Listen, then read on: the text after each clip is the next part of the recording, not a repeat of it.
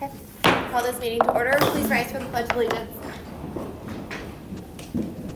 I pledge allegiance to the flag of the United States of America and to the republic for which it stands, one nation, under God, indivisible, with liberty and justice for all. Welcome. Thank you all for being here tonight. We have some exciting presentations on the agenda, so we'll go ahead and get started. Any additions or deletions to the agenda? Okay. There's no one interested in public comment for agenda-related items, so we're going to move right into our Skillman report, and we have Chris Muchesky here to update us. Thank you. We have a few handouts here.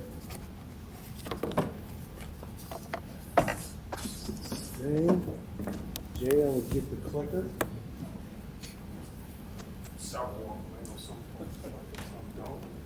I'm your clicker tonight. You're my clicker? I've got my cheat sheet. Use this or just talk loud? Talk loud. Talk loud.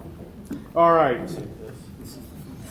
Chris Muchesky, Skillman Corporation, project manager for the entire Lowell bond project here. And I'd like to go to the table of contents and just hit on the projects here. Lowell High School, Lowell Middle School 5 to 8, improvements, and Lake Prairie. We'll get into some details here of some key plans. And if there's any questions, stop me through some of the building layouts, and I'll be happy to answer internal questions, building internal questions, and site questions. All right, so we're going to be touching on the North Star and the Administrative Center. At the high school here, if you can take a look at the yellow, I'm starting to shade in areas that we're honing in on to hit milestone activities that I'll touch on a little bit later today. We do have the pole vault runways done and the box outs for them. The perimeter concrete curbing is completed at the track. And also, we hit a huge milestone as of the other day, the turf showed up. So we're doing some fine grading and getting things drained properly. So once we installing the carpet, get the color stitched in and the logos, we'll be on our way. Also at the high school campus, some interior metal studs at the admin building.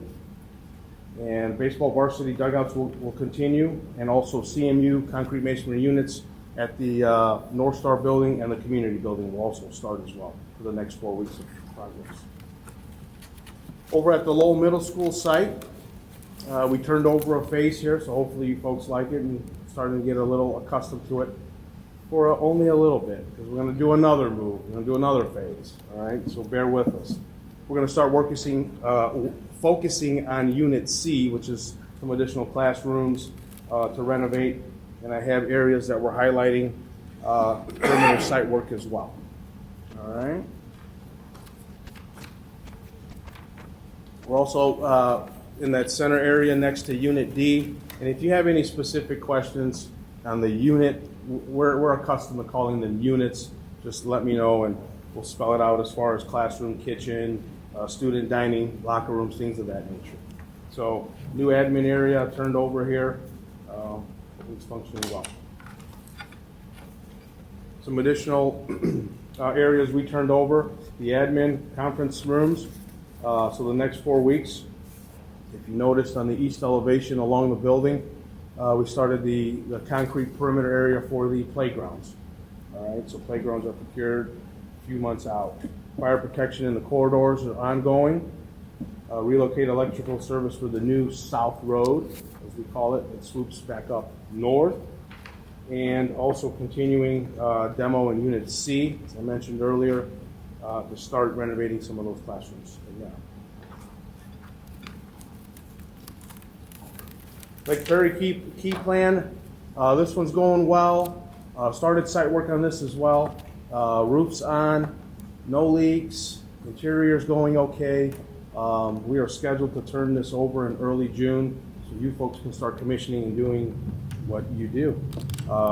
Start talking about loose equipment, technology items, things of that nature to get this one wrapped up. But to get specifically into the weeds, Jay, a few slides there into Lake Prairie. As I mentioned, we're going to start casework installing light fixtures. All the ceiling grids in, we just need a few overhead inspections, and we're gonna start dropping tile. Ceramic in the restrooms already begun, and the lovely exterior metal wall panels.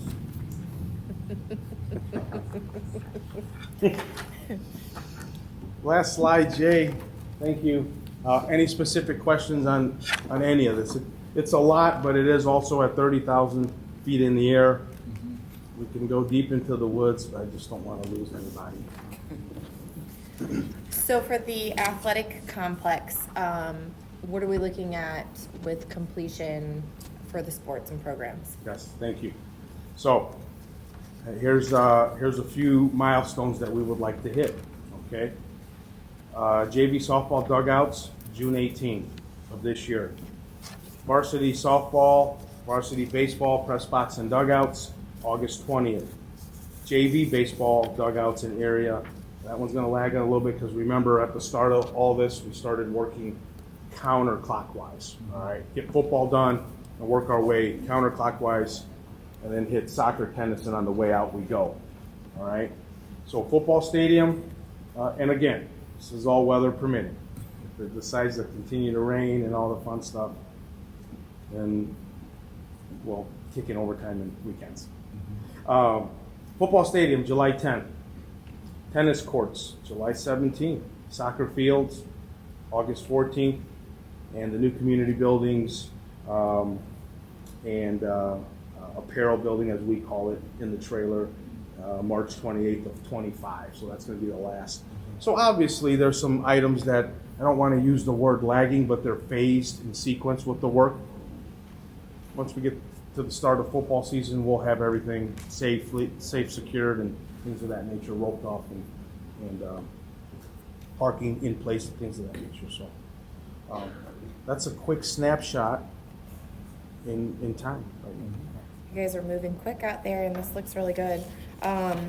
There are a few items for approval on the report, so if anybody has any questions about those items, where are they at? The Holtz Road project under business operations, I believe. Let's see, Holtz Road. And So then, item K3 would pertain to Skillman regarding the Holtz Road. He wants to give us an update on the bids and Sure. anything that. Sure. So on April 9th, we bid the Holtz Road Improvement Projects, which is the widening and the electrical relocation to the east, to the west side of the existing Holtz Road. We are moving 6 poles to get the road widened and reshaped a little bit. We're heavily communicating with NIPSCO. We do not need to relocate the gas main under Holtz Road. If we did, that would have been a whole nother project. So we've been very blessed and lucky there. We will have some preliminary layouts next week by Wednesday, just to have the folks come out and take a look and see how things shape out. So Goff Inc. is the contractor. They were the apparent low. And we also have an alternate in there that we would like to accept, which is sidewalks. All right. So permitting is in with the town, and we're just waiting for the release. And what's going on with NIPSCO and the poles? Have we gotten them to do underground, or are we just moving the poles? Katie, unfortunately, it's cost prohibitive. It's 7 figures to underground those poles. So here's what we are doing, and we're still in communication with them. So we're going to take the 6 poles, and if this is the stretch, bear with me. Should have had an illustration, forgive me, but if this is the stretch, we've come up with a way to reduce 2 poles because the span is in such to where we can remove the 2 poles and only do 4 out of the 6. Well, that's a positive solution. It's going to help out. Aesthetically, it will look a lot more pleasing than what we Yeah. have there. So Comcast is also on board with that. They're the low-hanging line, if you will, on that. So it's taking shape. Does anybody have any other questions for that board item, agenda item, or any other? Is the North Star building with the completion date on that, or is that? That is September 3rd. I say that, first floor will be open for football, the Okay. first football game. Keep in mind, the electrical, remember months ago, we talked about switch gear and transformers and all that fun stuff that we're having issues with, right? It used to be roofs, it used to be structural steel, now it's electrical gear and mechanical units. So we're close on having that during the start of the season. There's another little component that we have fun with other than metal panels. It's called elevators. So until you have your complete checklist for the elevator guy, which one of them is permanent power, they don't play nice. So thus not opening the second floor, thus September. But it'll be under roof and enclosed. Absolutely. The So precast maybe for panels are homecoming, we can have a big event up in our second. ribbon cutting. So we will have the precast panels are scheduled next week. Once that's done, trusses, sheathing, shingles, XYZ, ready. No rain, no rain, no rain. We've got you on recorded. See that. Any other specific questions? I'd love to go into the details. Appreciate the update. Yeah, thank you. Thank you. All right, looking forward to next month. Thanks, Thanks. everyone. Have a good night. Appreciate it. Go straight home. I will. Okay.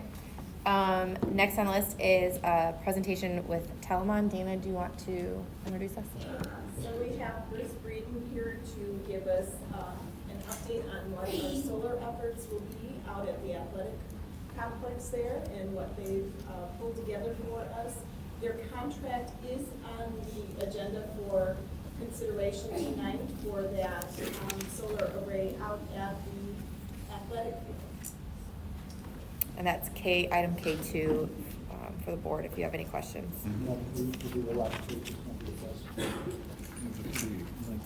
Good evening, ladies and gentlemen. Thank you very much for the opportunity to speak to you. For many of you, you're old friends, and for many of you, you will become new friends. Talamon Energy has been in business for 15 years in the solar business.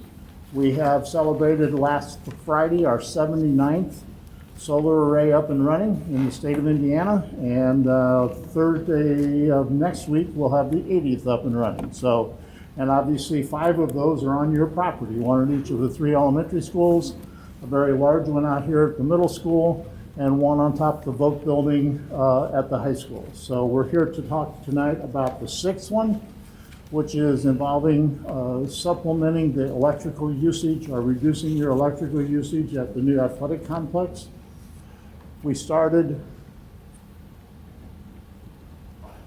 our first design we were asked to do is to do rooftops at both the maintenance building and the athletic building itself.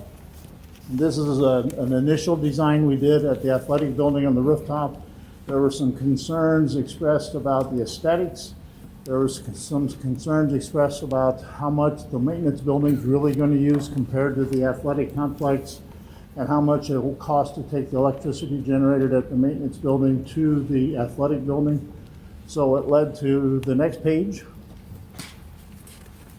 which shows the rooftop for the maintenance building. I think we passed, there we go. And so we scrapped both of those. When I met with Superintendent Anderson and Dana, we said goodbye to those. We came back and did a ground mount for the rooftop, which is here. It was limited to 30 or 55 kilowatts. We left the maintenance rooftop on it. Our engineers started meeting, talked to the EEs, electrical engineers at Gibraltar, others, and there's a piece of equipment called a combiner box, which is an expensive piece of equipment. And so we did some designs on our own, which led to design 4, which is we combined both solar arrays to a ground mount on the far northwest corner of the property. This reduces your cost over 20 grand. And what we'll do is we'll generate the power there. We will then take it underground with Skillman's help and Gibraltar's help to the athletic complex building, and all of the power generated will be utilized at the complex building. We have met with Patty. She has met with all the coaches at the high school. She sent an email saying that the cross-country coach was the main one that was involved in that in the far northwest corner. There's a woods that goes around, and obviously the solar array would be south and west of it. And they need 23 feet of clearance for the runners to run by the corner. Same as we did at the middle school cross-country course. 5 years ago, we moved it 20 feet in so that the cross-country kids could get around easily.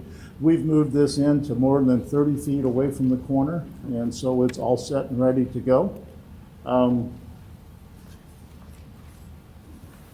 So this is the recommendation we're making. This is the recommendation that Superintendent Anderson and Dana have approved, and John and Patty. If you go to the next page, this is a little detailed, and I'll try to make it as concise as I can. The financing options.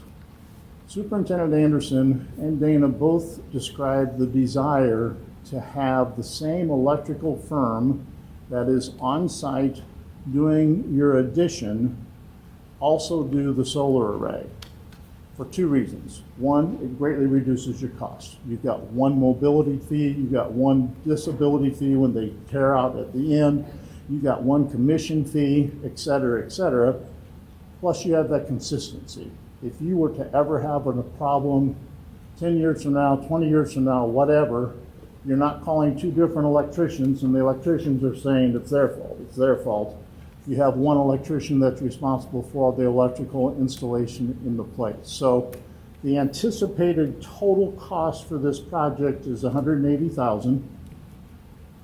The motion in front of you tonight is what we think is going to be everything to install except the electrical subwork.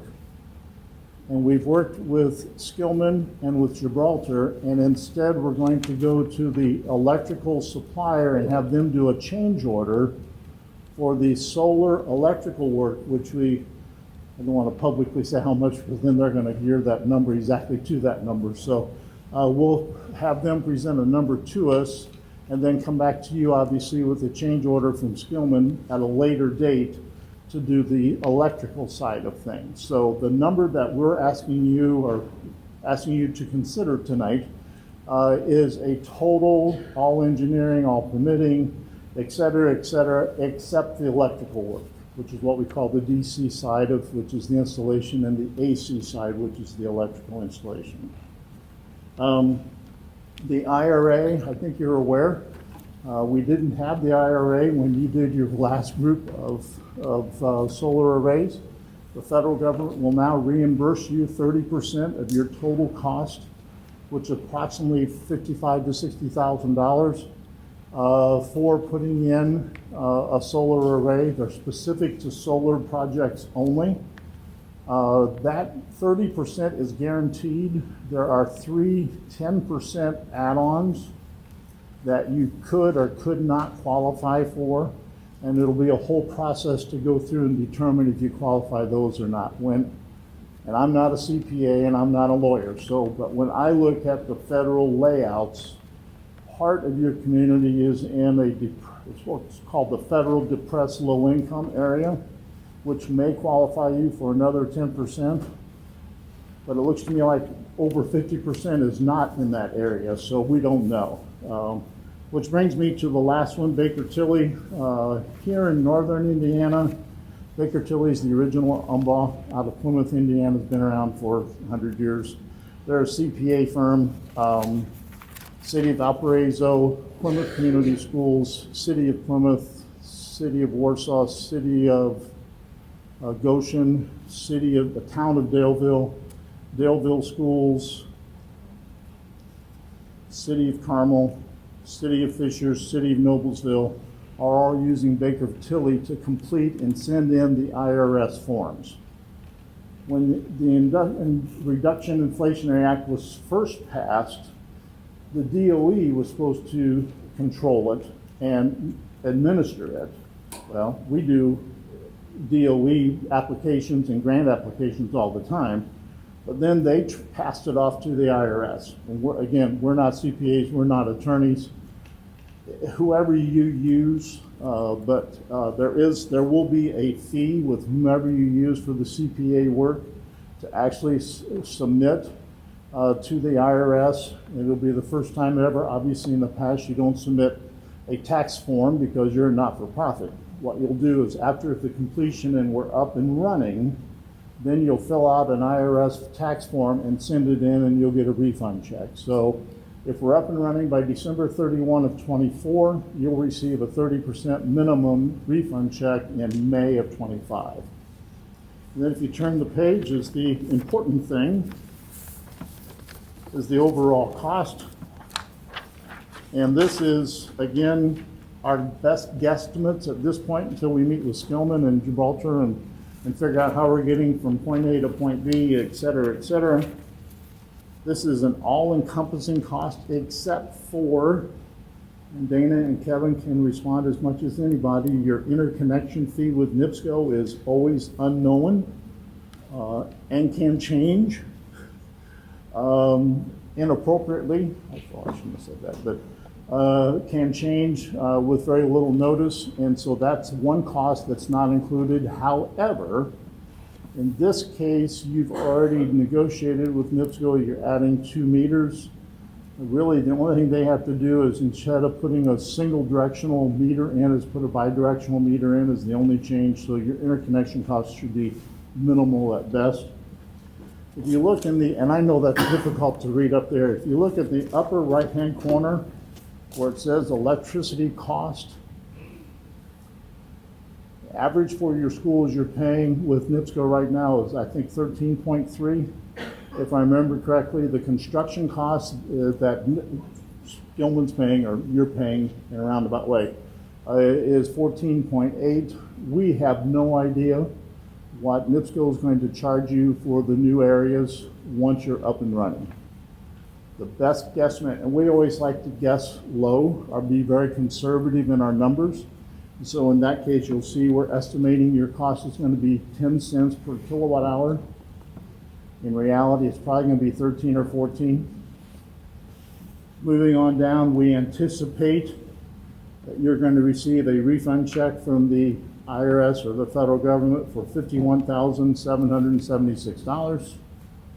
After you pay off the cost of the system, then your savings to your tax-paying community is $250,000 over the 25 years, based on an anticipated cost of 10 cents. Obviously, if that ends up being 13 cents, your savings goes up to almost $320,000 at that point. So again, that bottom line, the IRA and the 25-year estimated savings of the $257,323 is an estimate at this point, but we think we're pretty close.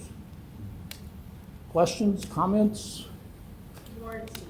Pardon me? The warranty on these? Travel, they have changed. Matter of fact, they changed since we put your system in. Your panels that are in and up and running have a 25-year warranty. The panels now have a 30-year warranty. The inverters, when we put yours in, had a 15-year warranty, and now the inverters have a 20-year warranty. And they're made right here in Porter County, which I think is really cool, but or at the county next to your county. But they're made in this part of the country, so. I know that in the beginning stages of this, we really went back and forth on, did we want to do this? Is this the right choice? And a lot of effort was put into, we can even see, it went from one rooftop to another rooftop to a field. And it's awesome to see that we've come to a point where we're going to have an ROI. We have it proven in the district that this is something that is working.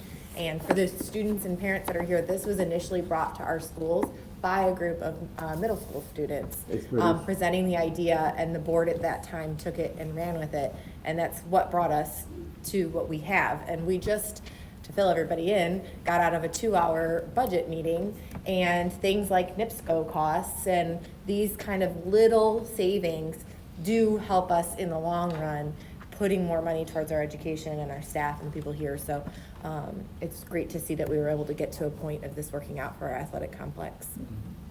Any other questions, The Superintendent? installation time, do you arrive on site and then just knock it all out consecutively?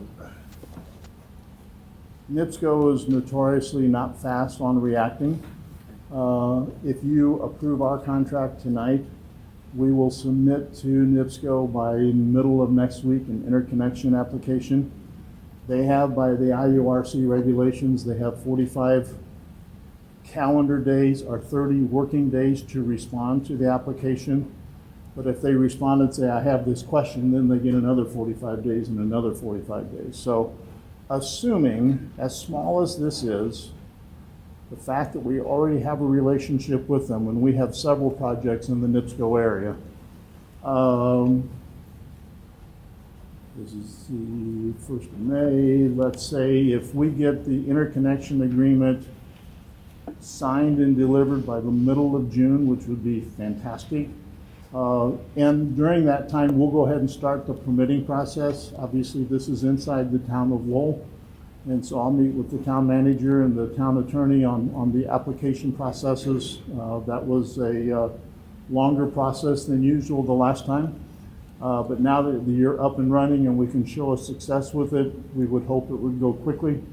So assuming we get permitting and interconnection agreements done by the 1st of July, we'll have equipment in here by the middle of August. It'll take a week to install.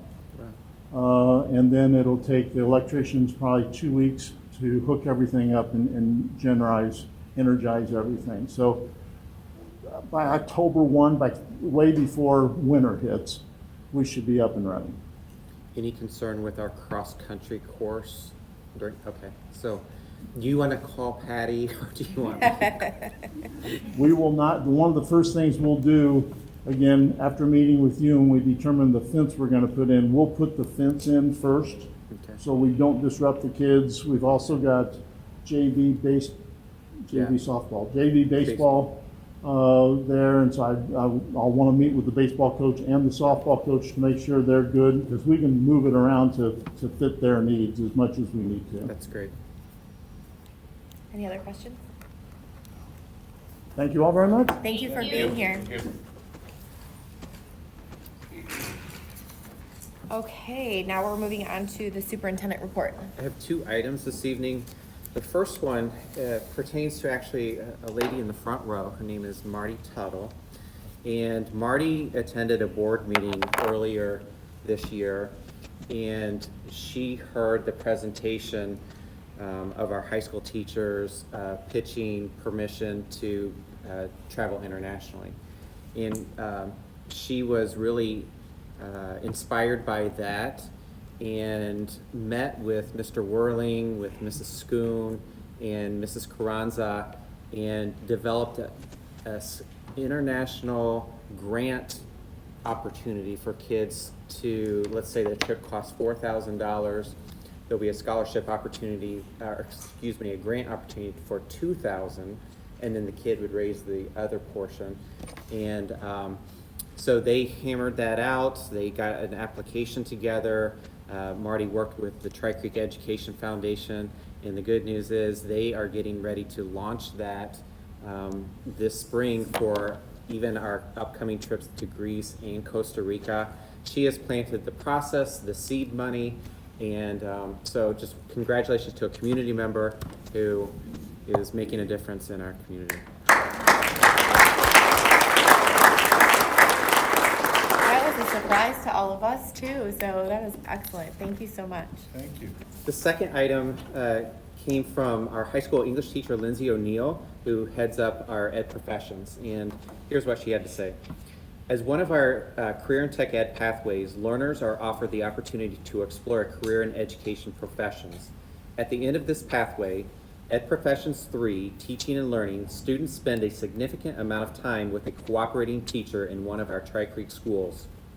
During the student teaching experience, the Ed Professions learners establish relationships with their supervising teacher and the many learners they interact with in the elementary and middle school buildings. Mrs. O'Neill and the high school teaching and learning students would like to take an opportunity to publicly thank the following teachers and their students for welcoming Tri-Creek's aspiring educators into their learning spaces. These educators cooperating are Miss Hubbard and Mrs. Schuler at Three Creeks, Mrs. Butch, Mrs. Krieger, and Miss Little at Three Creeks, no, that's Lake Prairie Elementary, Mrs. Blackman and Mrs. Gill at Oak Hill Elementary, and Mr. Blink and Mrs. Molaski at Lowell Middle School. They would like to say thank you to the building administrators and support staff for helping coordinate the logistics for the experiences. They are so thankful for the model teachers and their willingness to welcome them into their classrooms. This experience was undoubtedly will positively impact the seniors as they wrap up their time in Tri-Creek, and they look forward to watching them pay it forward as they make their own mark in public education. Forever grateful, Mrs. O'Neill and the ed profession kids. That's awesome. A needed profession, so I'm glad our students are getting those opportunities. Anything else? That's it. All right, great. Good news reports. Board member reports, do we have any? Okay. And Three Creeks Elementary School Spotlight, Mr. Nanica and team.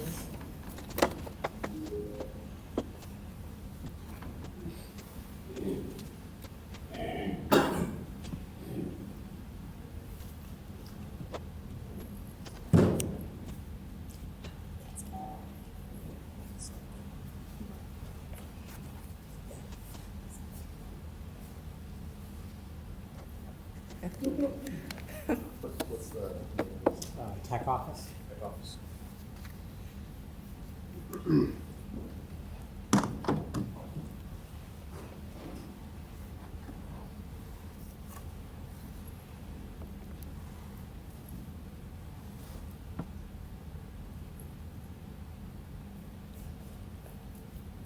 Eight, 927.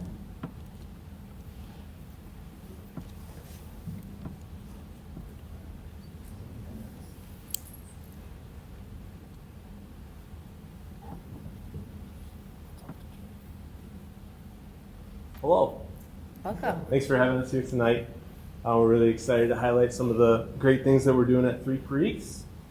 I am John Naniga, principal at Three Creeks. I'm Mrs. Anderson, Ashley Anderson, the dean. I'm Krista Worley, the student support advisor. And we're here to celebrate tonight.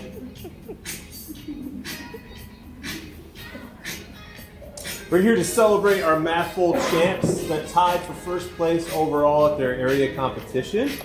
We also hosted for the first time ever at Three Creeks. We're here to celebrate our Spell Bowl champs who placed first place in their division this year, second place overall at their area competition.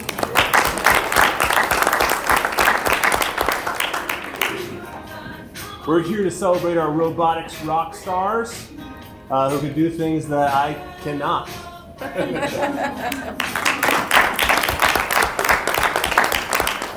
We're here to celebrate our Nifty Notes Choir, something that is special to our building that we've hosted for many years.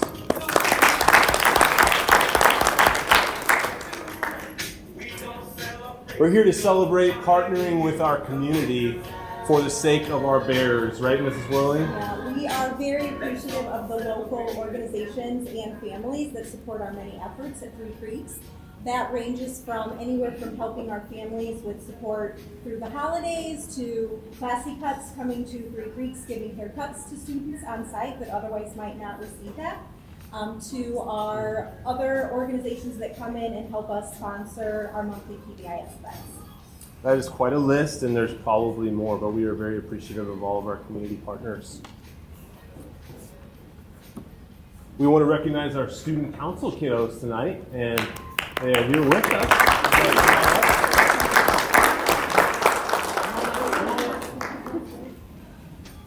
We'll have you guys.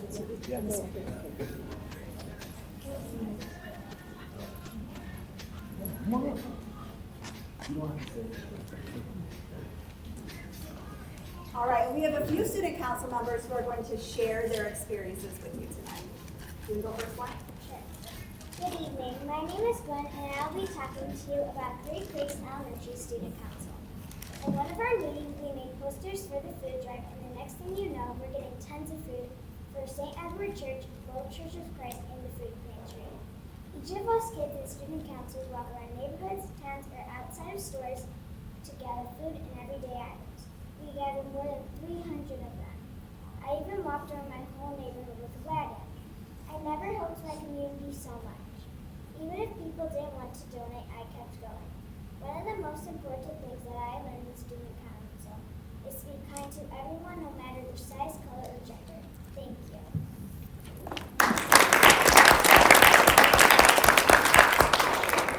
Hello, my name is Emma, and I am just one of the many students in student council.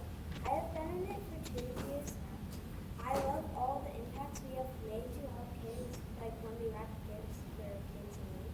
Being a part of student council makes me a very proud student.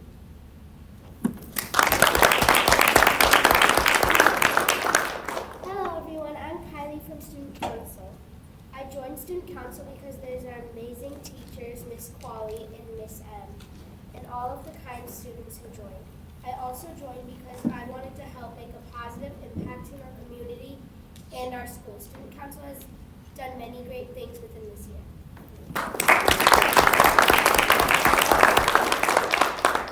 Hello, I am Hannah Castillo, and I joined Student Council because I was encouraged by my teacher, and she told me I might like to do it because she was the one that used to actually be Student Council. And I'm very proud of Student Council for making heartwarming gifts for the nursing home and making people proud.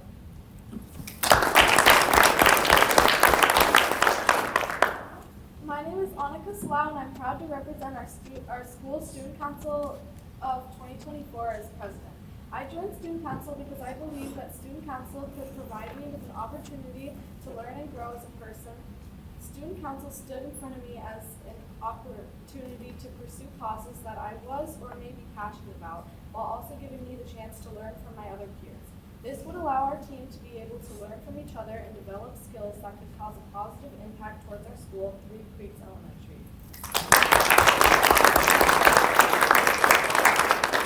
And we also have our teacher sponsors here, Natalie Menarchek and Shannon Qualley. Thanks, guys. Have a seat. Thanks for coming tonight. Well done.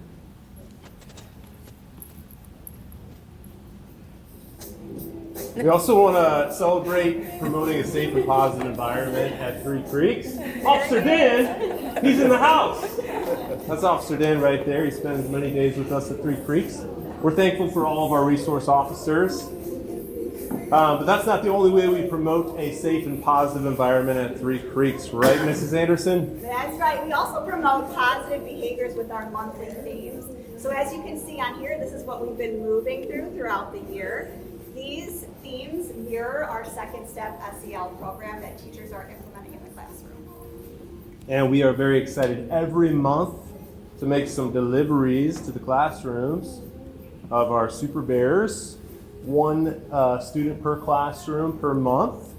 We award them with a cool Super Bear keychain that one of our staff members, Eric Barnhill, makes for the kids and the certificate. So that's always an exciting time.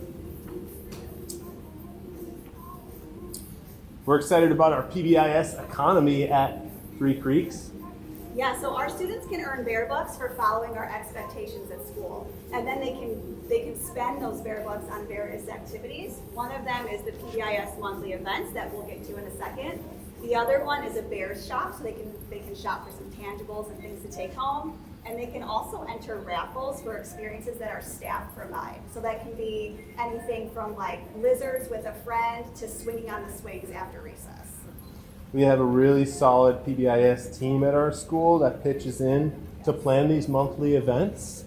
So you can see we've got it laid out for the whole year, something for the kids to look forward to every month. And what are they looking forward to right now? They are looking forward to the April Bounce House, which is next Friday, if you would like to come help. We are always looking for people. And then the last one of the year is our really big one that they don't even know about yet, and it's bowling at Country Lanes. if we come in April to the bounce house, because we actually go in the bounce house? Yes. Not you, Nate, not you. You have back problems. No working well. Here's just some pictures of some of the experiences that our kids have had this year, and we're proud to partner with Lowell High School in different ways throughout the year. So the AP Art students came over for one of our events and painted with the kids. Next Gen Soccer Clinic came for one of our events to do a clinic with our kiddos. Donated their time. Our LHS mentors came over to do an activity with our kids twice, right? 2 different months. And they led a full day of lessons on kindness and empathy for our students along with that. Yeah. Let's talk about attendance. How can we make this exciting? Well, looking at the numbers, last year, by this time of the year, we had 10,873 days missed in our building. That's a lot of days. Think about 500 plus kids. This year, by the same time of year, we've had 8,818 absences, which is still a ton, but it's over 2,000 less. So that's something that we want to celebrate. That's a drop of 19%. Talking about chronic absenteeism, these are students that have missed 10% or more of the school year so far. Last year, by this point, we were at 69 students. This year, we're at 43. Still a lot, but less, down by 38%. Our school improvement goal is to get that down to 32, or 0, right, ideally. But it's the numbers are dropping. We ask ourselves, what's working? We really made this a focus this year. Mrs. Anderson and I, at the beginning of the year, we talked about what are some incentives that we want to put in place to make kids, to make school more exciting to come to, I guess, right? So you want to talk about some of those? Yeah. So one thing I started this year was extra recess for those classes with the highest attendance rate. So every month we calculate that and then I take them outside. The other addition is we give them 2 bear bucks a week for perfect attendance. So if they're there at the start through dismissal, they automatically get 2 extra bear bucks to spend. And then we also implemented a Bears shop quarterly for those students who miss 2 or less days. What about those kiddos that are having mental or physical health barriers? We recognize that there are cases where there are physical health diagnoses or mental health barriers that are limiting our students' ability to get to school. So we oftentimes will collaborate with any outside providers, whether that's speaking to the physician or speaking to any outside mental health providers to really assess what that student needs in the school setting and determine what is motivating that behavior, especially if it's anxiety about reporting to school. Some students just need a familiar face or a comfortable place to check in order to start their day before reporting to their classroom. So they may check in with myself or another trusted adult at the school to start their day in an alternate location. We've also set up supportive services with our students through our 2 partnerships with mental health organizations, which we are forever grateful for. One of them is behavior specialists of Indiana that are in our building throughout the week, as well as Crown Counseling that we also have on site within our building. And we do also get to the point where students need some individualized plans. Those might be formalized through a Section 504 plan or individualized plans where they get various things throughout the day.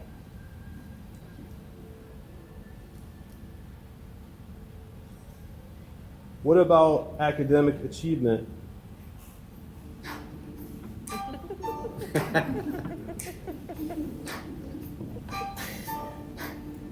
I almost forgot about the time that we went down to the steakhouse, Mr. Anderson, to be recognized for our iRead scores.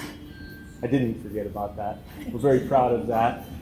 97.5% passing rate for iRead last year, but it's not about me.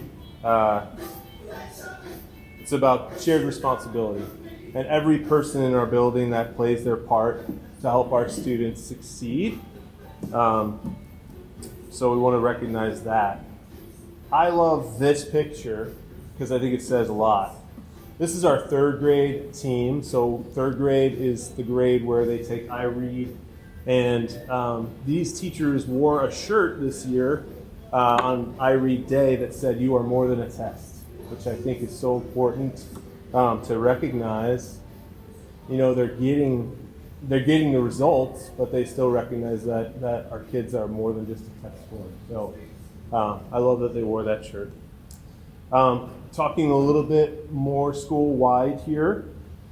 English language arts, grades 3 through 5 take iLearn. Last year we had 46.5% proficiency on iLearn grades 3 through 5. This year projected proficiency from NWEA is 56%.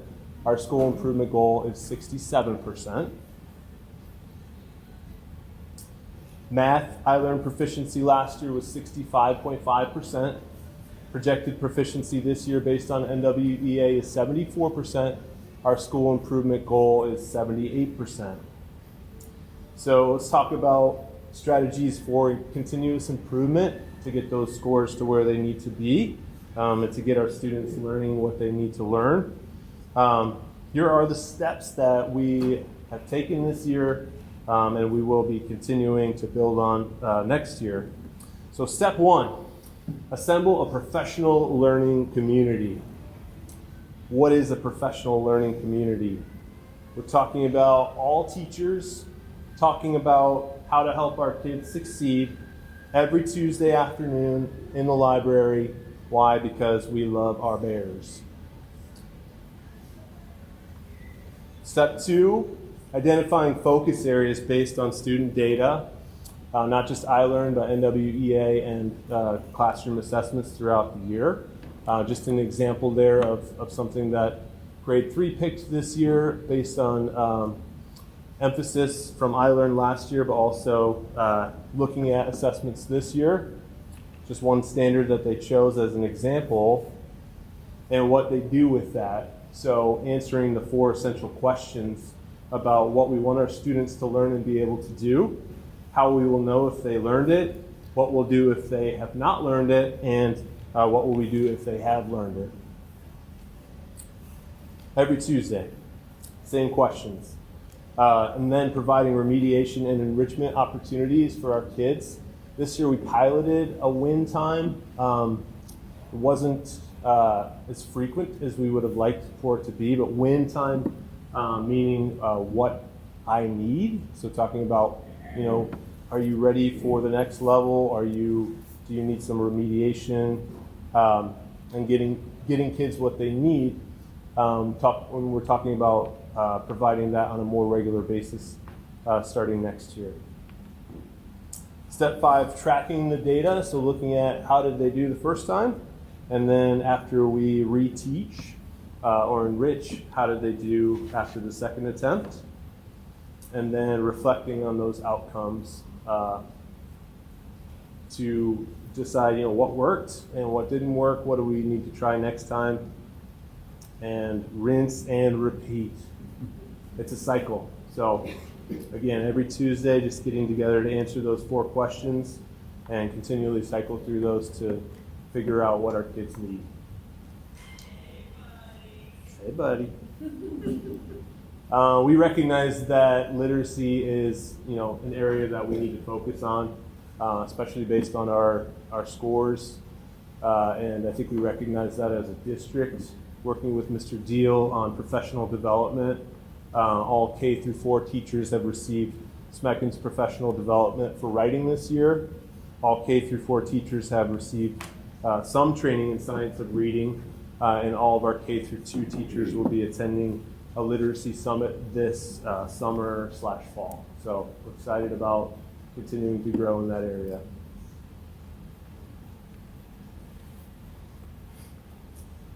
Our mascot has a name now, Blueberry the Bear. He says thank you. I say thank you. What, you guys have questions for us? Well, this is a great presentation. You always bring a little flair to it, a little pizzazz to spice things up. I appreciate that. And it's nice to hear from the kids as well. Yeah. That means the most to me. Yes. Lots to celebrate. Thanks, guys. Thank you, everybody. Thank you.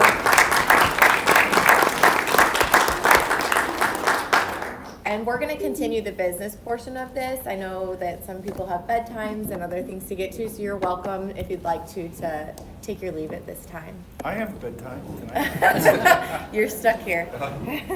Thank you so much. Thank you, everybody.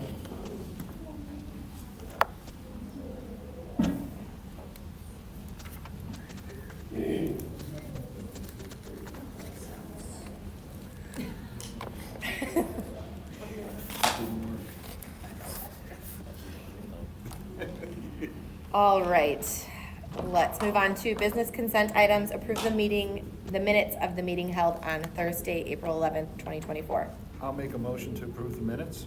Second. Motion and a second. All in favor? Say Aye. Aye. Motion passes. Moving on to personnel. Approve the personnel report dated Thursday, April 25th, 2024. I'll make a motion. Motion and a second. Any further discussion? All in favor, say aye. Aye. Motion passes. Number 2, approve the replacement of the assistant principal position at Lowell High School with the dean of students position effective with the 2024-2025 school year. Do I have a motion? I'll make a motion for the replacement of the assistant principal. I'll second. I have a motion and a second. Any further discussion? All in favor? Aye.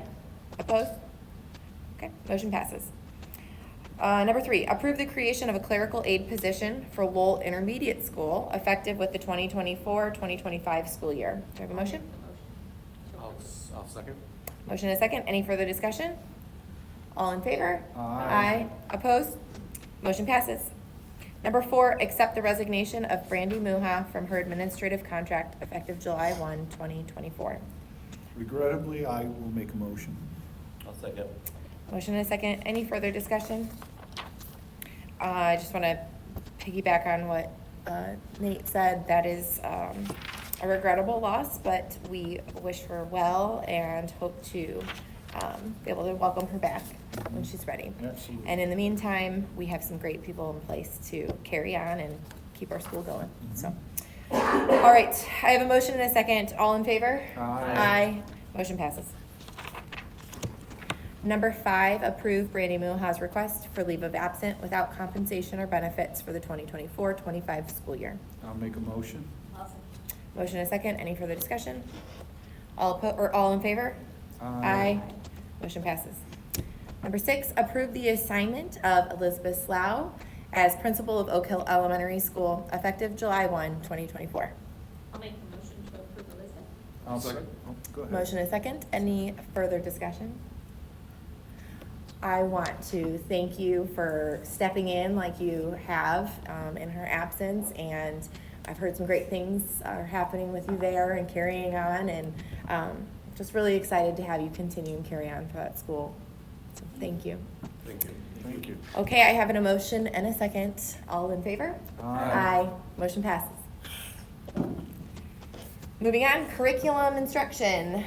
Number 1, Gene Haas Grant Project Manufacturing Competition Update. Mr. Hubble, welcome. Tech office.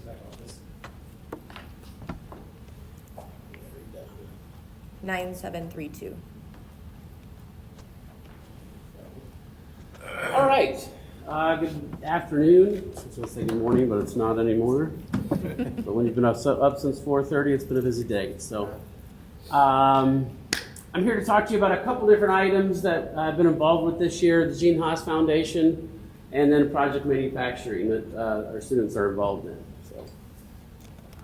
Gene Haas Foundation. So the Gene Haas Foundation was established in 1999 by Gene Haas, the founder and owner of Haas Automation, to support the need of local communities through grants, through local charities, Boys and Girls School Club, Food Share, rescue missions, and others.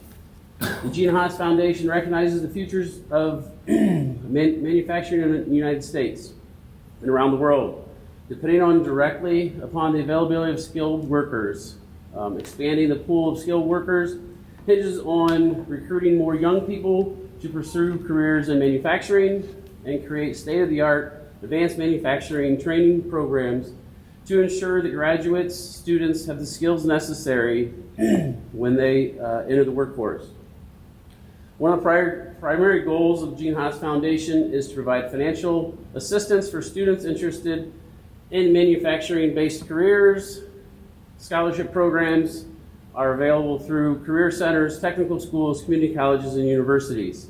Foundation goes directly to those training programs to attractive prospect students. By providing scholarships, sponsoring individual team CNC competitions, participating in the very best CNC training programs in the world, the foundation helps to expand the availability of high-quality manufacturing technology programs worldwide.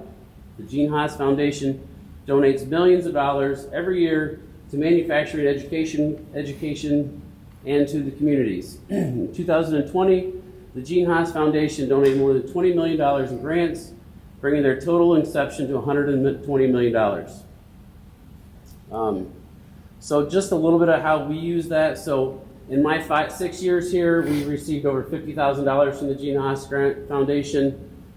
We use those funds to help school student scholarships for kids that are going into an engineering or some type of role that may involve the CNC manufacturing. Tool scholarships for students that are going directly into the workforce, student certifications, purchasing tools and materials for student certifications, and help fund costs of EV Grand Prix, Skills USA, and project manufacturing.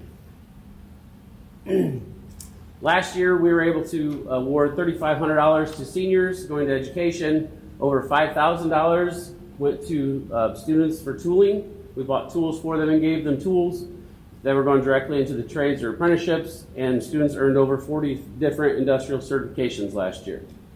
This year, we're in the process of working with Cherry Creek Foundation to award funds to school scholarships, and then we're also getting quoting for the tooling for this year's seniors also.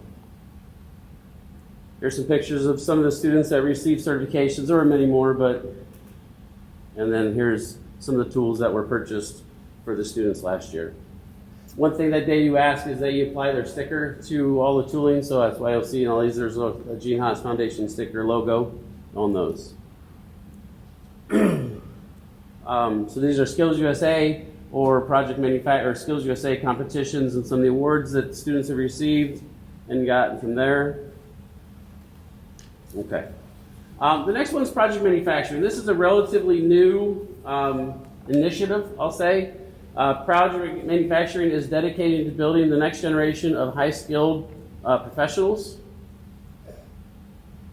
Who is Project Manufacturing? Project Manufacturing is a catalyst helping to elevate the next generation of high-skilled trades professionals by changing mindsets, fostering community preparedness, and challenging how the critical skills need to be succeed in modern advanced manufacturings are taught.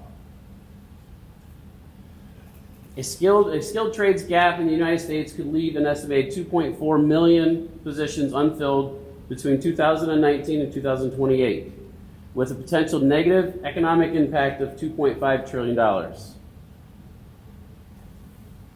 Why does this matter? Without investing in building up the next generation of skilled labor and advanced manufacturing infrastructure will fail. The United States Department of Defense considers the deficit of skilled trade workers a national threat and tasks Project Manufacturing with developing a solution.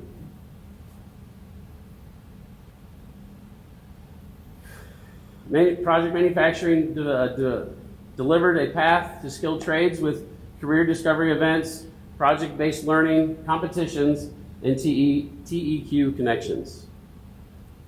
So they have different types of, competitions, project-based learning, and career discoveries.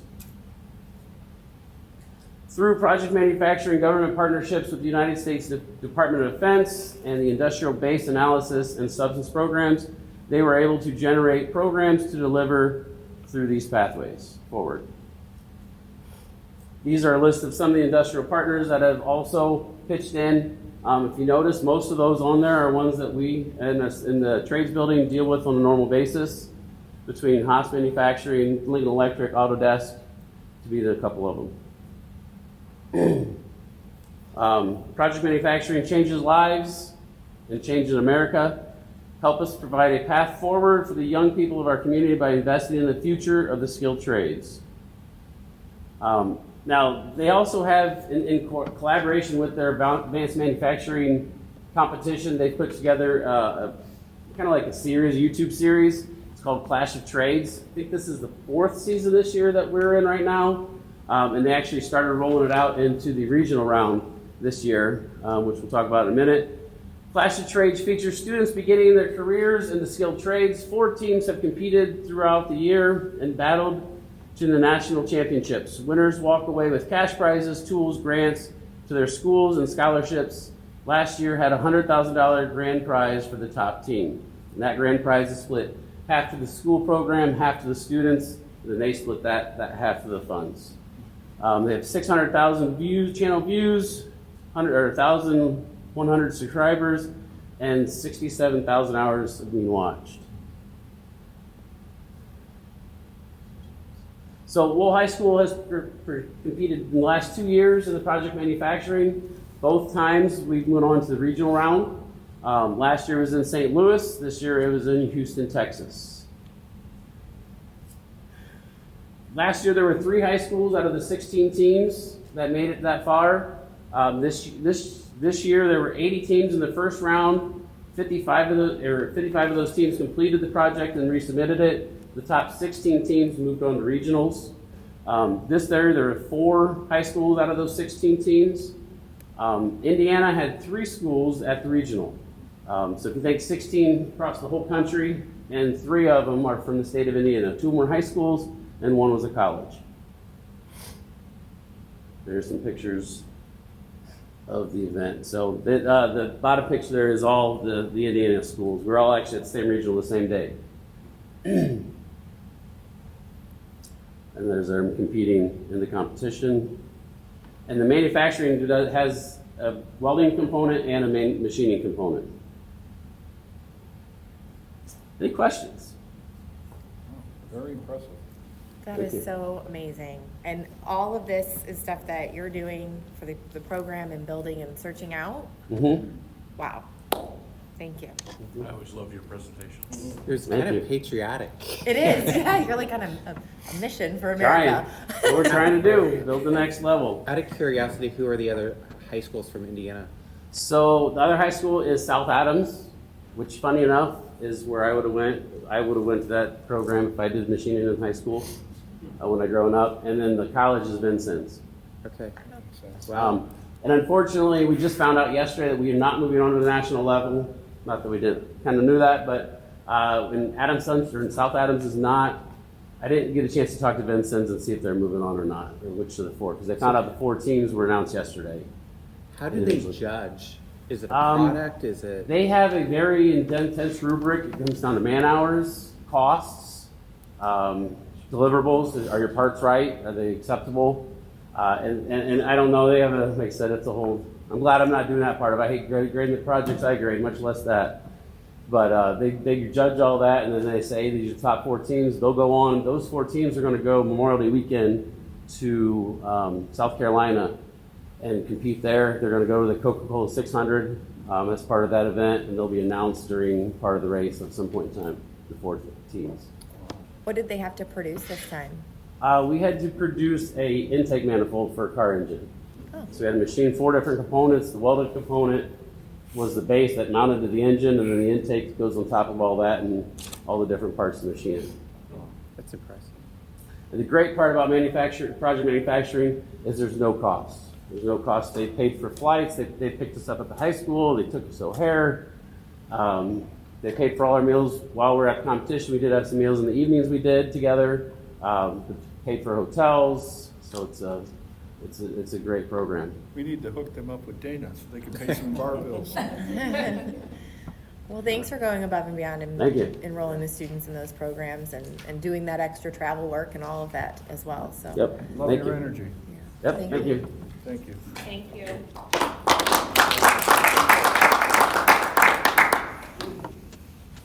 Okay, business items. Approve the Tri-Creek Board of School Trustees meeting schedule for the 2024-25 school year. I'll make a motion to approve the board schedule. I'll second. Motion and a second. Discussion? I checked all the dates, they're all right. Okay, great. All right, all in favor? Say Aye. Aye. Motion passes. Number 2, approve the Telamon contract to provide a solar array at Lowell High School Athletic Complex. This is what we just had the presentation on. I'll make a motion. I'll second. Motion and a second. Any further discussion? All in favor? Aye. Motion passes. Number 3, award the contract for the Holtz Road Improvement Project to Goff Inc.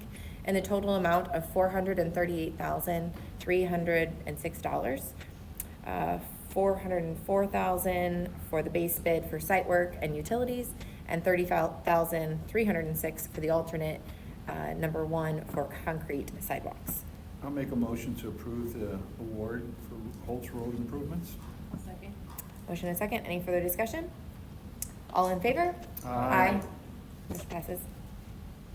Approve the overnight study trip for the Lowell High School Marching Band to participate in a summer camp at Siena Heights University in Adrian, Michigan from Sunday, July 21st, 2024 through Friday, July 26th, 2024.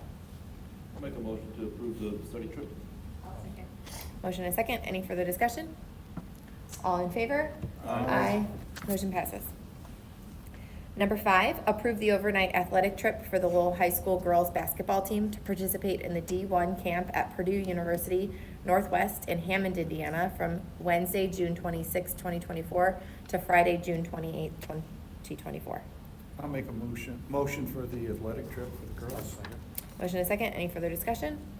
All in favor? Aye. Opposed? You guys good? Okay. Motion passes.